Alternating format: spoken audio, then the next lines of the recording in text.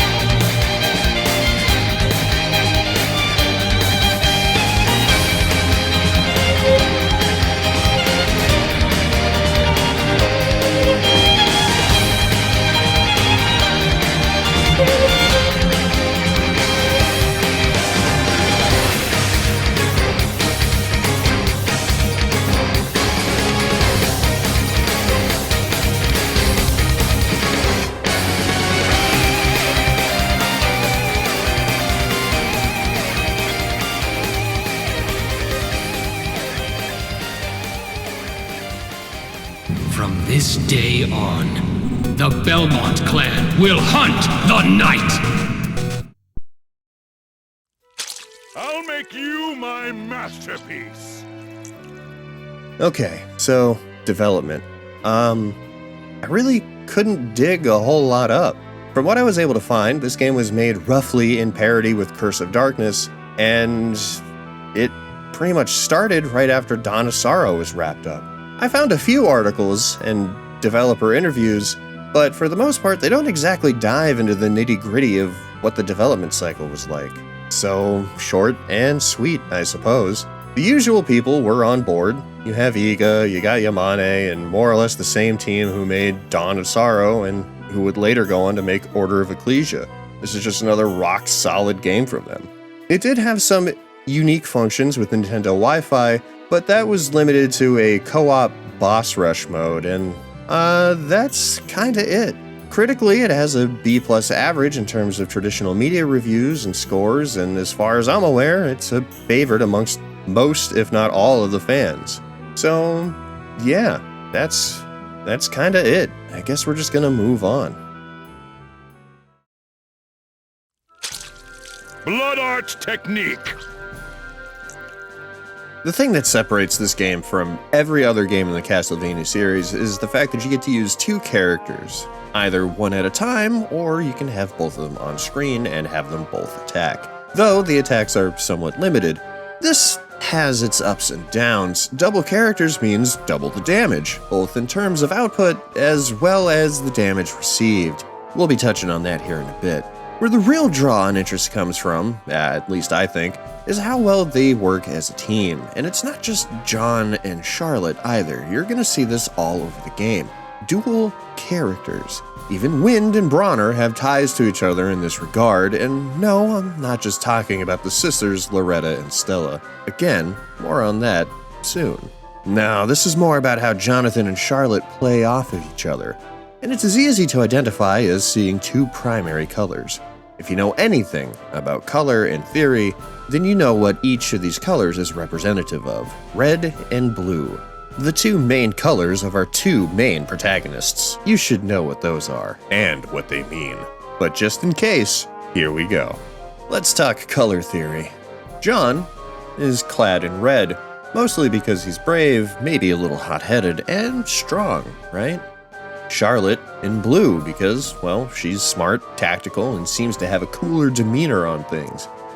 You could take it maybe a step further and say that John is in red because of the physical attacks, and Charlotte is in blue because of, well, magic. Red being used for things like HP values and maybe a bit of blood, and blue being used for general spellcasting and, well, just mana as a whole. You could probably even take it a step further and say that John is red because of his father, and how he wore red, or maybe reddish brown.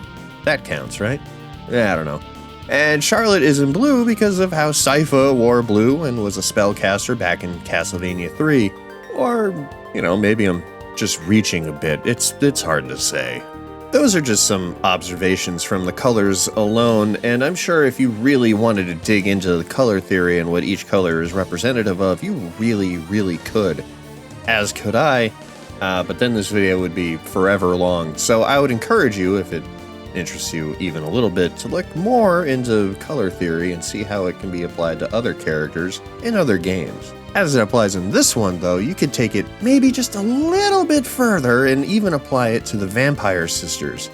They are both clad in purple, which is just red and blue kind of slapped together, so, they have a little bit of both worlds, which makes sense given the sisters mode, but it's way too early to start talking about extra modes in this game, so let's circle back to that a bit later, yeah?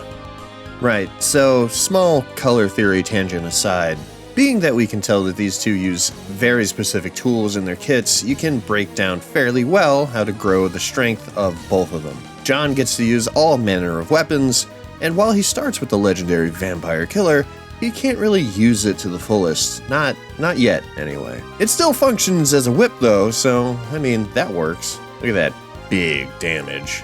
You'll be upgrading his weapons pretty soon though. The vampire killer whip at base is pretty weak, and you're probably going to want to try other weapons. So you got swords, axes, colossal swords, knives, maces, even some knuckle weapons and spears. Those are just primary weapons, however. John's got a long list of hunter sub-weapons. Some are classics, and others are paper planes. Watch out with that, you might poke an eye out. For real though, John's got some tools under his belt, and each one of them that you can find can be mastered. And oh man, what a pain that is! Okay, no, it's fine. I'm good, just I'll fill you in on a time-honored tradition for level weapon grinding. But let's talk about Charlotte first. Thankfully, Charlotte is way more straightforward than John in how she operates and attacks. She uses mostly magic for everything. And these can be found out in the world from defeating certain monsters or bought from the merchant, as well as some quest rewards from our buddy Wind here. Yeah, Wind will periodically have some quests for you to complete, and some of them are nightmarish. I'm getting ahead of myself again. Charlotte can also use tomes to do some physical damage. The more tomes you find, the wider her attacks can vary. Some will deal physical damage, and others will deal magical damage, so pick whichever one you want to use and go to town. Her book attacks aren't going to win any DPS awards, but but they do come in handy, that's for sure. The main draw to this game and its mechanics overall is based on having both characters on screen at once, allowing not only for increased damage output, but an extra cool factor. What's better than one attack? Two, of course! You can fire off magic and or hunter weapons depending on who you're controlling with the shoulder buttons. Just be aware that when you fire off a spell from Charlotte, you'll only be getting half of the damage or half the duration of that spell. Her spells can be charged up to max after a little while holding that attack button. But again, you'll have to be in active control of her, otherwise it'll be, well, a noticeably weaker spell. If you need something to clear out an area quick, fast, and in a hurry though, then look no further than the Dual Crush. These attacks use a sizable amount of MP to cast, but they deal solid damage and can give you some invincibility frames. These can also be found out in the wild and also given as quest rewards. Alright, let's get into the nitty-gritty about quests. One thing that gets brought up pretty early in the game, despite John being the next in line to inherit the vampire killer, is that he knows almost nothing about it, but Wind does. And because Wind knows about the vampire killer, he decides to take John under his wing and teach him more techniques and skills that a vampire hunter would need to know to survive a hunt against Bronner, the castle's current master. Some quests are fairly easy. Do this button command or exhaust your MP, and others are a super pain, which really showcases a sore spot in the game's design. Things like mastering the Javelin subweapon, which takes about 1,500 points to get fully mastered. Just a heads up, that is a ton of points for a subweapon. I don't really fire those off very often for a few reasons. One of them is your basic weapons do plenty of damage on their own. I also tend to forget just to toss out subweapons in the heat of the moment, you know? The other thing is that it takes MP, which honestly wouldn't be a problem if it weren't for the main draw of the game, being the other character you can have on screen. Should your AI companion get hit, and they will, often, it drains the MP bar, which is better than the HP bar, obviously, but because the Dual Crush also takes MP, as well as using the other character's spell or hunter weapon, you're potentially quadrupling down on MP loss if you're firing off regular subweapon abilities. Now, you could just not have your secondary character on screen at all, but then you lose out on the gimmick of the whole game. But you're inclined to do that because you need to master subweapons for Johnathan, or at least 4 of them to complete some of Wind's quests. So do you know what that leads to? Endgame grinding sessions. Oh god, oh man, okay, subweapon grind. I did it, so you don't have to. Unless you want to. I don't really recommend it though. But, in case you're wondering, how do you do it? Easy. Near the end of the game, you're gonna enter a darker version, I guess, of the Forest of Doom called Dark Academy. In here, eventually you'll come across a room that has 2 minotaurs in it, and not too far off from that is a save room. So, get used to going forward and back, and then forward and back, and then go forward and back, then put 1 foot forward until you get full up on items. Lucky for us, these guys drop some decent loot that you can sell for a good chunk of cash. Once you get enough, roughly 200,000 gold, go buy that mastery ring from the merchant. Oh, and when you do that, make sure you have the quest from Wind that asks you to spend all of your money. You know, try to knock out 2 things with 1 purchase. Or at least as close to it as you can get, anyway. Good news! You have now doubled your ability to earn skill points. These minotaurs give 10 points per defeat, and doubling that up means 20. Only a ton more to go. You can repeat this process as much or as little as you want, but this is one of the best known ways to grind these out. If you do this enough, you can even possibly buy a second mastery ring and double down on that double dip. Once you complete the Javelin, you can report back to Wind and claim your prize, the Alucard Spear. This makes Johnathan Morris the only character in the entire series to not only use the Vampire Killer, but also the Alucard Spear. A rare feat for sure. Now, if you'd like, you can repeat this process for the other sub-weapons, especially if you want to complete the other sub-weapon quests that Wind has for you. I'll tell you now that there are only 4 sub-weapons that you are required to master: the spear, the Bible, the holy water, and the cross. There is another quest that asks you to just find all of John's sub-weapons. You don't need to master them, just find them. There is a similar quest for Charlotte, and for you to find all of her spells, but thankfully her spells don't really need mastery points. See? I told you I'd fill you in on all that mastery point madness. Yes, I did master all of his skills. No, it really wasn't worth it. But hey, my paper airplanes have a little passenger on them now, so, that's fun. Much like the other Metroidvanias, you'll get a ton of equipment for your 2 characters. Some are universal, and others are character-specific. If you want to grind out certain item drops, then you're going to want to buff up that luck stat and get to work.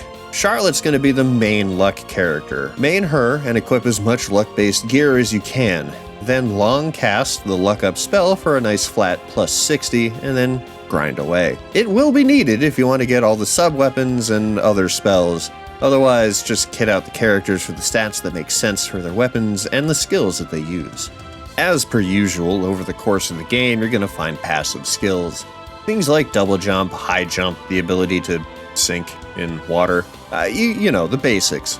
You can even find boots that make movement even faster, which is nice. They don't really do anything for your stats, but hey, at least you can go and move with the best of them. You can call in your other character at any time and dismiss them just as fast. If you need to push a block or move a speeding train, well, you couldn't just suplex that thing, John?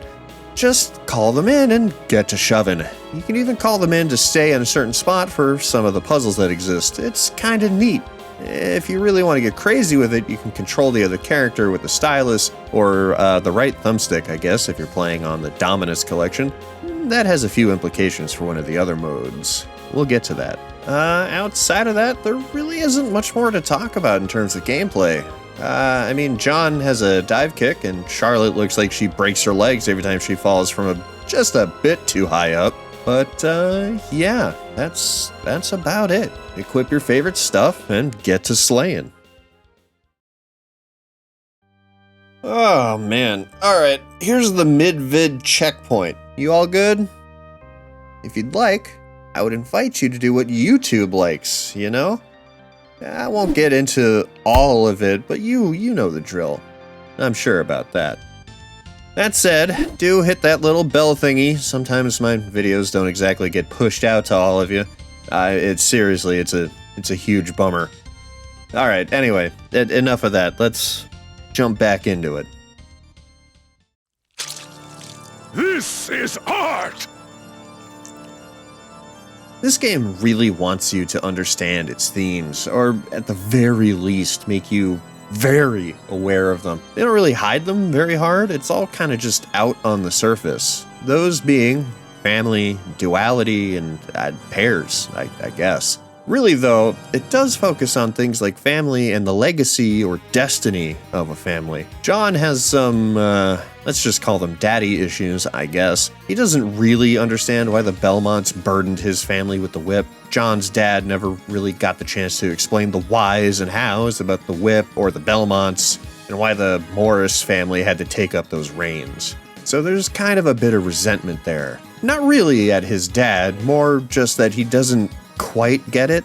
And to be fair, I don't think I would have either at his age. How old is John supposed to be anyway? 18?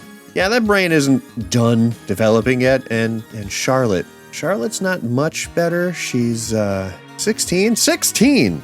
Well, if you'll excuse me, I have some pictures to delete from my computer. Alright, you all can chill out, alright? She acts older and puts on that I know better than you attitude, but they both definitely have a lot more life to live and learn from, you know?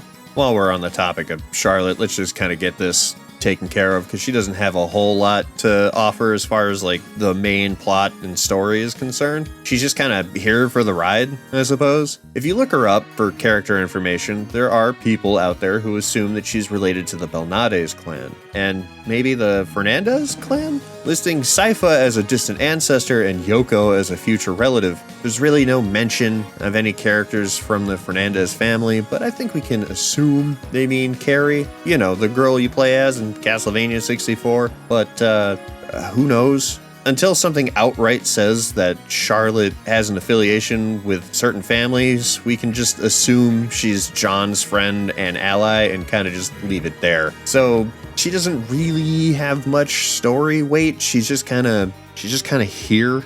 On the flip side, we have the vampire sisters, Stella and Loretta. They're the daughters of Bronner, the master of the castle. These two are a wild trip, willing to and really wanting to take John and Charlotte out. Or, you know, at least one of them does. She's kind of a hothead herself, it would seem.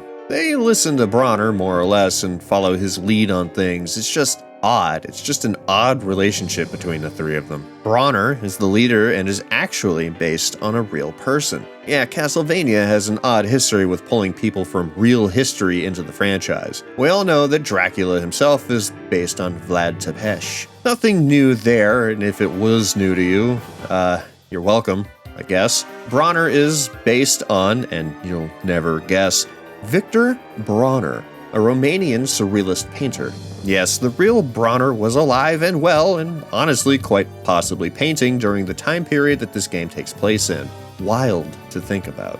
There are some other characters that pop up in the series, but you're gonna have to stick around to see whether or not they're based on real people. Bronner, the fictional vampire, we're talking about him now, even though he's a singular character on the surface, he's actually connected to another character, and they form a unique pair as well. Who is that? Well, Wind is a character that you're going to bump into fairly early in the game and is a ghost.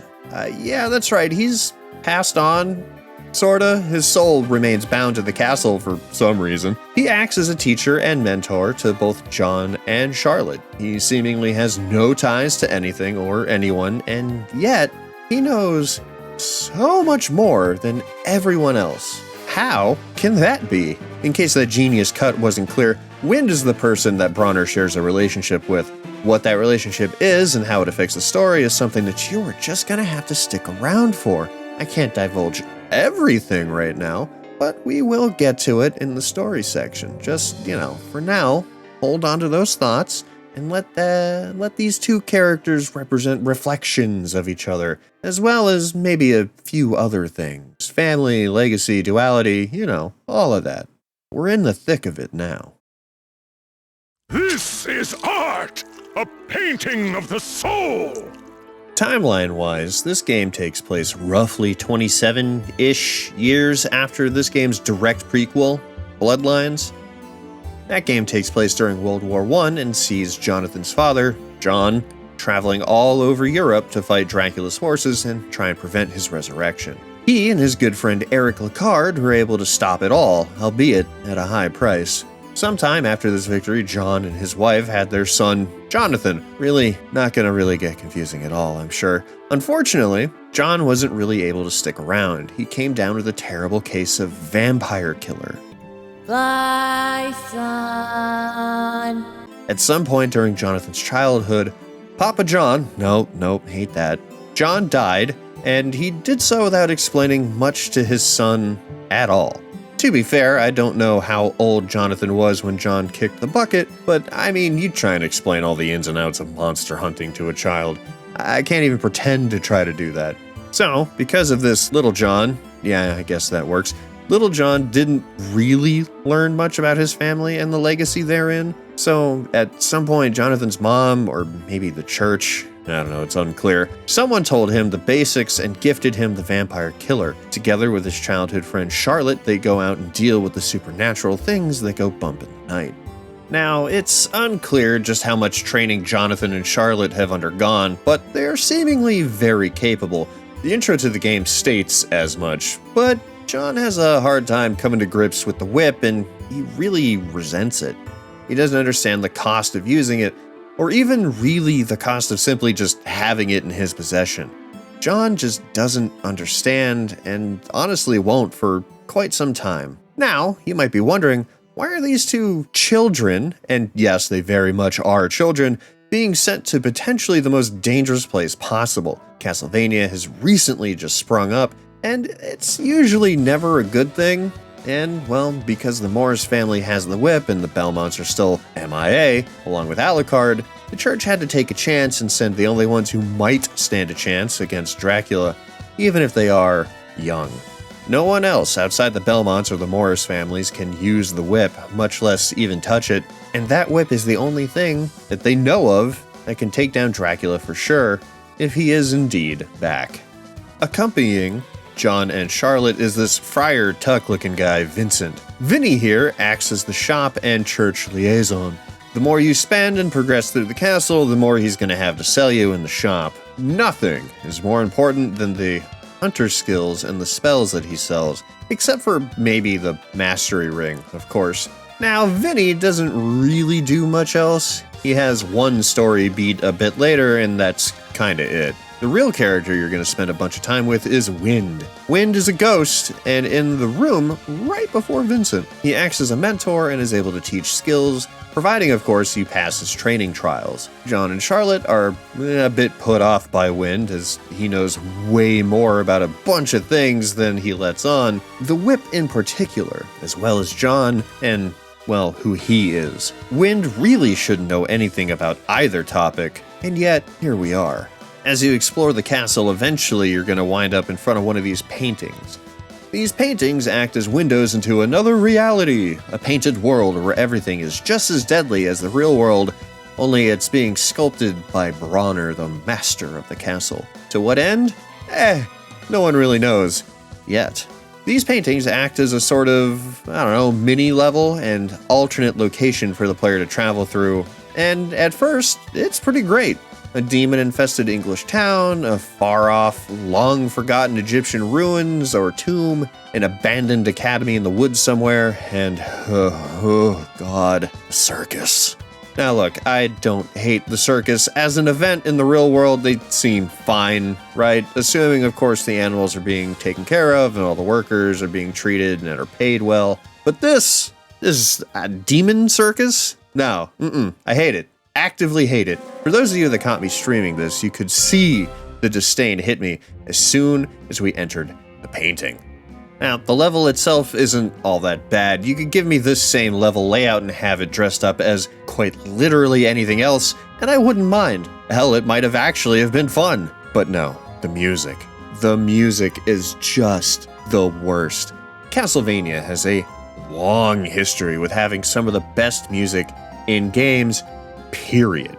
The mix of classical inspiration and rock or metal, it's so good. Just awesome to listen to.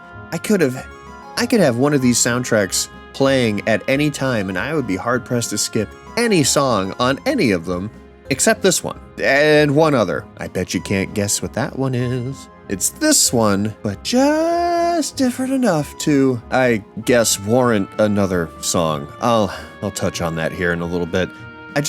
Why? Out of everything that could have been, why the circus? Why have this song? Why have it on? What feels like a 20-second loop. It's too much. It's the lowest point in this otherwise stellar game. When I was grinding things out off stream to complete it, I avoided listening to this game when I was in the circus paintings. Yes, paintings, plural, as in there was more than one.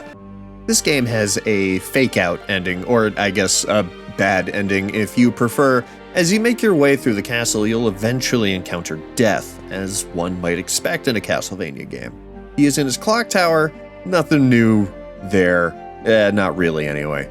What is fun, and maybe a throwback to both Symphony and Rondo, is that death actually has some story relevance. Yeah, this is the only time in the DS trilogy where Death is an active character and has motivations and goals. It's odd that it took this long, and this was the only time, really, but, it's still neat all the same. Death has some fun mechanics to his fight, and wants you to actively use both characters.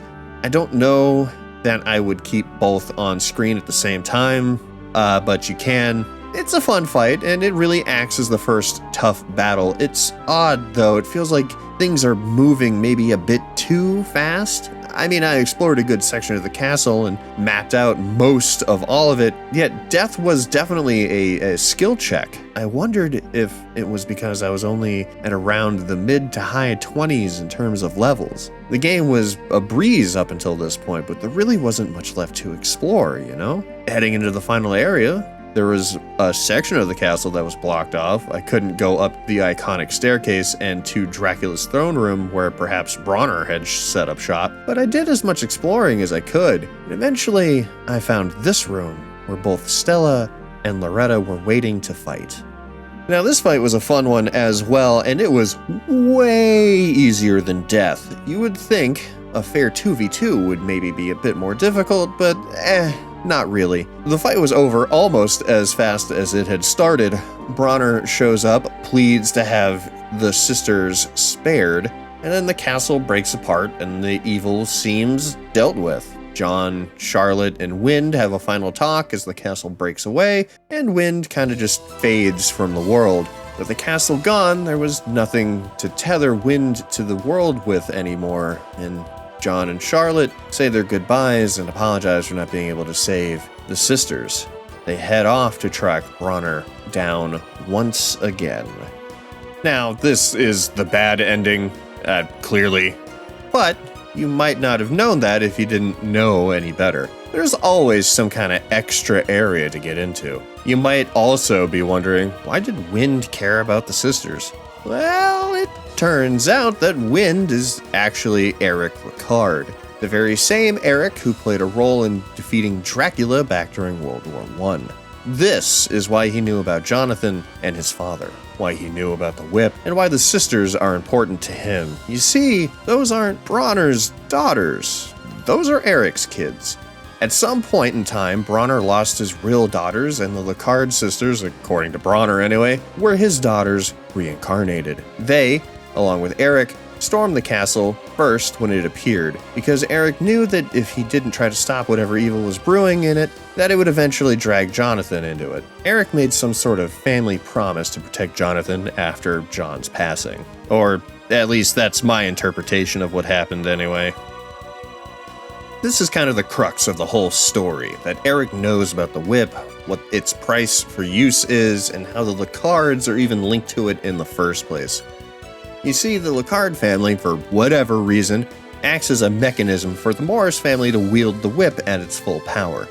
A ceremony needs to be performed for that to happen. One that the sisters could perform if they weren't currently, vampires. Eric can't do it on account of him being, well, dead, so that leaves little to no way to perform the ceremony unless John and Charlotte find a way to save the sisters. As luck would have it, Vinny, see, I told you he had a story beat, also came down with a case of vampirism and needs to be healed before it takes him over completely. It's at this point that you need to go back to the old paintings and start searching them top to bottom to find a spell.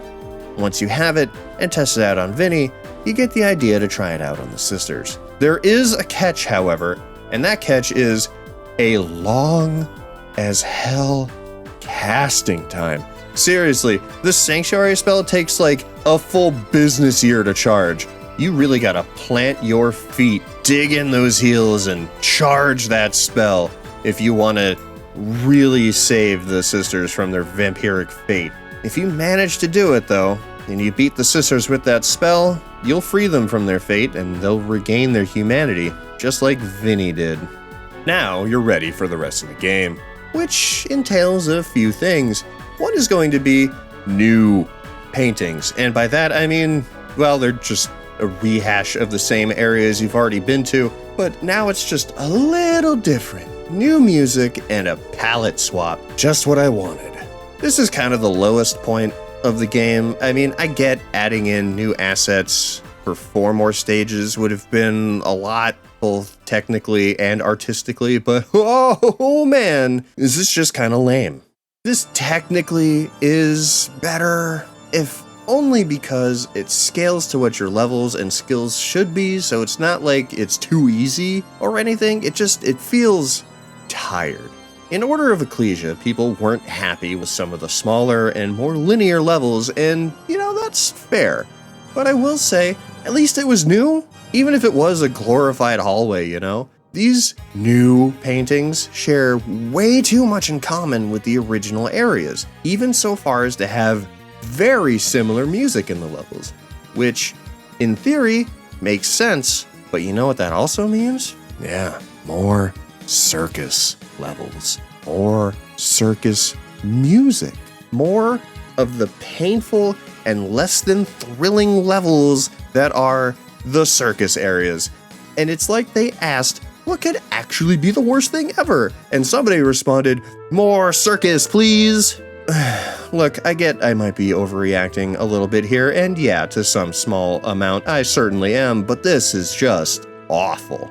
I didn't really mind when it was just a rehash of the Egyptian tomb level, or the Dark Academy, or even the vaguely more evil London streets level.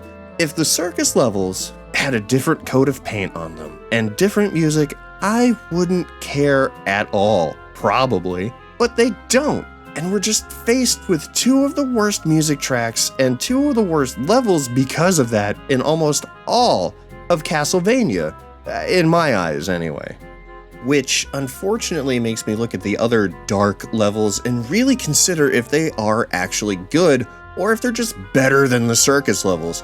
Now, to be fair, the other levels are fine. Not great, but fine. I think everyone would have been better served with all new things instead of just a palette-swapped level. But again, I get it. Game dev is hard, and you needed more game in your game. It's just brutal and tiring. Never mind that some of the enemies in the areas are just unique and need to be hunted down for new drops, mostly as they pertain to Eric's quests, which means you'll be bouncing back and forth between these paintings just to get the drops you need for those quests, which means more circus. And it's just, yikes, man. The game was flowing so well, and it could have continued that way unless you like to complete everything, which I do, and, maybe you should too, just perhaps to a more healthy extent than me. I say this because one of the later quests requires you to complete 888% of the maps to unlock another secret area, the Nest of Evil. The Nest is a completely missable area that houses a few of the best bosses and items in the game. In particular, a dual crush that's absolutely the strongest. Now again, this area is super optional, but if you want to open it up, you're going to need to do a large amount of Eric's quests, which can be missed if you softlock yourself on a few of them, as you can't really hold more than 5 active quests at a time. Might help you if you take the quests that ask you to master skills or spend all of your money at the same time as finding all of the skills and spells in the castle. You will never get to this nest. This game suffers from massive slowdown in the second half because of all this bloat. I had to grind off stream just to be able to continue and see everything the game has to offer, and not every person can or wants to do that. It's crazy. The only reason I did that was to make sure I didn't miss anything or lock myself out of Eric's quests. That aside, the nest has some of the most fun fights and boss encounters. If you can remember the tough as nails large cavern from Order of Ecclesia, then you can already kind of guess at what this is. The nest is a very similar gauntlet, albeit way more relaxed. Every floor has monsters and a boss to fight. Every 4 rooms you fight through leads you to a teleporter, and you can take that back up to the save and rest up to take on the next floor. Do this a few times and you'll get to the bottom in no time flat. As you're going through all these floors, you might start to realize that some of these bosses look kind of familiar, and if you've played Dawn of Sorrow, then, well, there you go. They're all repeats from that game, which is kind of fun. If you remember how they worked in that game, then you're gonna be set, and if not, well, stay tuned. Dawn is the next game on the old docket here. Once you get to the bottom and claim your prize, the Dual Crush, the Greatest 5, which flashes on screen 5 members of the Belmont family. Some using new sprite work, and even some sprites for characters that were never rendered in 2D. I'm looking at you, Leon. It's pretty nice. It's a flashy and powerful attack that dishes out the most damage, bar none. That said, it works a bit differently, as it pauses time as opposed to just giving you invincibility frames like some of the other dual crushes do. Now, speaking of the Great Five, you might be wondering, how do I get a fully powered vampire killer?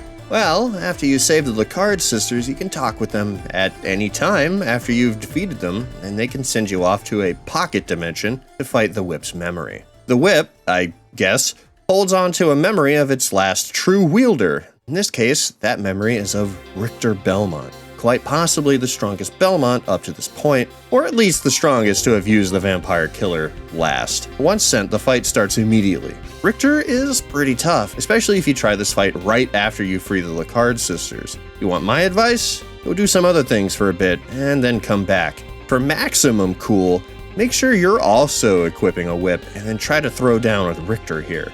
The fight can prove to be fairly tough unless you know a secret. I won't explain that here, but if you pay attention to the screen, you might be able to figure it out on your own. Once you claim victory over Richter, the Vampire Killer Whip is at full power and ready to be used. It becomes one of the best weapons in the game, really only beaten by just a few others in terms of raw damage output. But I mean, it's the whip, so of course I'm going to use that. Now, once you've completed as much or as little side content as you want to, it's time to face down Bronner. You're going to have to unlock the painting by defeating the original boss monsters from Castlevania's past. The creature, Medusa, a mummy, and a werewolf. All classic fights, and they set up for facing down Bronner. Entering his painting, you're going to find just a boss room. No extra areas to explore. And honestly, the fight isn't all that bad. Just stay clear of the problematic status effects that can happen. With Bronner defeated, everything comes to a close. Except Death shows up, takes Bronner out for good, and releases the magic that was keeping Dracula from fully resurrecting. With Bronner gone, nothing is holding back Dracula. The fight continues, and you are now able to enter and leave the staircase that leads to Dracula's throne room as you please. This is it.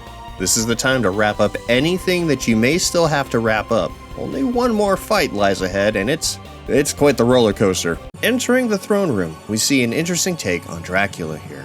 It breaks away from some of the other versions of his design and seems to fit a more, old Hollywood vibe. He even speaks with a Slavic accent, or, at least a representation of one. Just like the old Universal monster movies and the Hammer horror classics. It's a nice touch for sure. Buckle up for this fight, because it's the only one in the entire series that sees you fighting both Dracula and Death at the same time. Who would have seen that coming? A 2v2 fight in the game about pairs? Wild. For real though, this fight is no joke. The constant barrage of attacks and defense you'll need to balance out can be tough. Luckily, however, Death and Dracula here share the same health pool, so it's just a matter of picking one to target and hitting them for big damage. After you get the halfway point, Drac combines with Death and the attacks get turned up to 11. You even need to attack his weird, gross bat fingers before they crush you. After landing that final blow and sealing Dracula again, the whole of Castlevania comes down, as it always does. We see John, Charlotte, Eric, and the Alucard sisters. The sisters say farewell to their father, as do John and Charlotte. With evil defeated, the four take up a new quest, finding Vincent. You remember, the shopkeep. Right. This ends the game. A, wait for me joke. It's fine, just, maybe a little bit out of left field. Really what this game's story leads up to are the events that take place way later down the line. And those events would end up being the Demon Castle War of 1999. A story that has yet to be put to a game or really any other kind of media. I'd like to think that old man Johnathan hands the whip over to Julius right before the events of that story take place, but who can say? Until something official happens, it's kind of just a what if kind of deal, Showtime! Man, where do I even start with my ending thoughts here? Let's talk about the overall feel of the game. It's great. Everything feels right. Nothing is super awkward or really comes out of left field. I like the dual character bit. I like the theming surrounding all the characters. I like how 2 is a constant theme throughout. I liked the introduction of Bronner and what he and Eric represented. 2 reflections of fatherhood. One about setting up for the next generation, and the other obsessing over the past. I liked the quips that John and Charlotte had for each other. They play off of each other very well, and both help move the story right along. The sisters are also pretty good. They work as a mid-level antagonist, and they play a great support role after you defeat them proper. On that note, if you do end up getting the bad ending, you're going to unlock some extra content. That being Richter mode. This allows you to play as both Richter and Maria, both seemingly from their appearance in Rondo of Blood. Let me tell you, Richter hauls ass in this game. Compared to John or Charlotte, he just has some get up and go. Like he did a line of coke before storming the castle. Just damn. If you've ever played Symphony, then you know how Richter handles here. He has a lot of those same skills and moves, up to and including all the martial arts that he used in Symphony. He can't dive kick and has no item crashes outside of the Holy Cross ability. Otherwise, he has the same basic hunter skills that you would expect from a Belmont. Maria, on the other hand, is just as OP as ever. She can't move quite as fast as Richter does, but it doesn't matter. Her birds and special animal attacks and other secret abilities are all here, and they absolutely crush everything. Nothing like ripping through Dracula as a small 12-year-old little girl. If you beat the game and get the proper ending, you'll also unlock Sisters mode. This lets you play through a smaller section of the game as little card sisters. It acts sort of like a prequel or maybe opening act to this game. It's fine, fun enough. Although it maybe is just more of a gimmick than anything else. It's a gimmick game, if that makes any sense. You'll control both sisters, and on the DS you'd use the stylus to do everything but move. So, attacking came down to just kind of holding the stylus on an enemy and blasting or slashing away. The Dominus collection, though, lets you do the same thing, only with the right stick, which makes this mode feel more like a twin-stick 2D shooter, which is an odd thing to say, but it has its novelty. It's not all that engaging, however. The magic sister, Loretta, is so hilariously OP, she'll make short work of quite literally anything. There's also axe armor mode, but to get that, you need to take out like 1,000 axe armors, and I just can't with that. I don't have the time for that, man. You can if you want. I'm not gonna stop you. By far, the Richter mode is the best way to just rip through this game. It doesn't slow down or stop the action for really much of anything, and it's just a ton of fun to, blaze through the castle like a fiend. For the most part, Portrait of Ruin is a fine game. It kind of gets bogged down at about its halfway point because of all the grind that it asks you to do, or, at the very least, all the retreading of essentially the same areas. It's not bad, it's just the most unenthusiastic I can give it. It's better than Dawn in that regard, and don't you worry, I'll talk about Soma and Dawn. But I don't know. It just feels a touch lacking in some spots.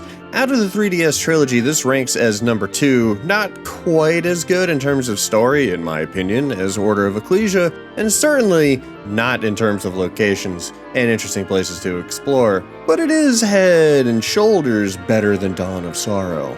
Lore-wise, this is the last mainline title to take place before what happens in 1999. A nice story that ties up some loose ends about the Belmonts and the other family branches that exist around them. Branching out and exploring other possible storylines that can be explored thanks to the introduction of that novel Dracula, or at the very least some version of those events. Who knows? Should Konami ever decide to play with these ideas again, maybe we can see a Van Helsing game? Or perhaps, like I mentioned at the start, a version of the novel itself. Who can say, really? It'd be cool, though, that's for sure.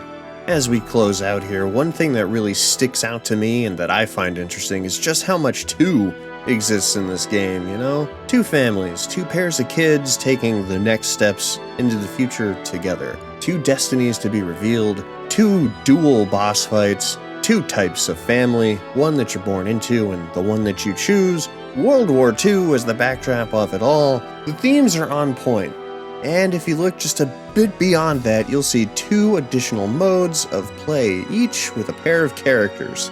It's so well executed, it's insane. I just wish the back half of the game wasn't a second serving of the first few levels again. But hey, you know, we can't win them all.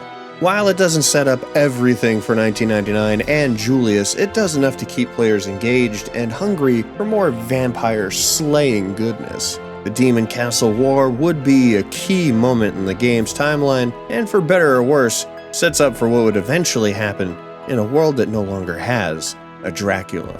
Well, at least not in the same way. Hey everybody.